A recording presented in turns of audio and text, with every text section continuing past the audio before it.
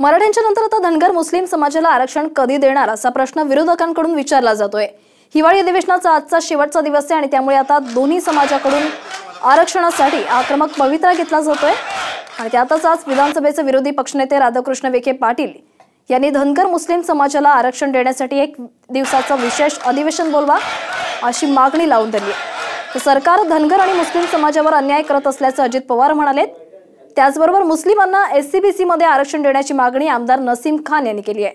तर विरोधकांच्या मागणीवर उत्तर देताना विनोद तावडेंनी सरकार या आरक्षणावर काम करत असल्याचं म्हटलंय। इतर कुठल्या समाजाला धक्का लागता कामा नये, विशेषतः आदिवासी समाजाला यत्किंचितही धक्का लागता कामा नये। आणि तिसरी मागणी खरोखरीच त्याच्याबद्दल सरकार अजिबात काही उत्तर द्यायला तयार नाही, ते म्हणजे 5% मुस्लिम समाजाचं आरक्षण।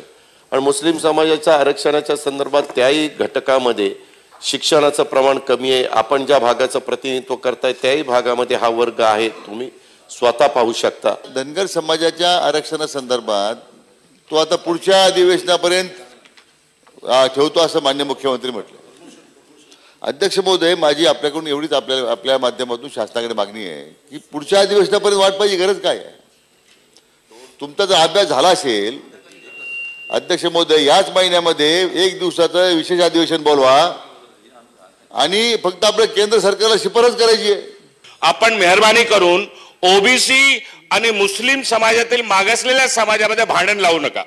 आम्हाला ओबीसी मध्ये आरक्षण नाही पाहिजे अध्यक्ष महोदय। मुस्लिम समाजामध्ये जे मागासलेल्या समाज आहे, ज्या 52 जातींच्या यादी जोडलेली आहे, त्याला एसबीसी कॅटेगरी मध्ये आपण आरक्षण द्यावा ही मागणी आहे अध्यक्ष महोदय।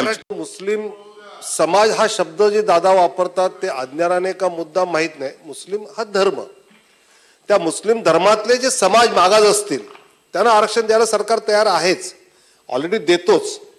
आणि मुस्लिम समाजातील मागासांना ओबीसी मध्ये आणायचं काम सुरू पवार साहेबांच्या काळात झालं, पण खऱ्या अर्थाने कुठल्या कुठल्या जाती आणायचं पूर्ण काम मनोज जोशी आणि मुंडे साहेब असतानाच झालं।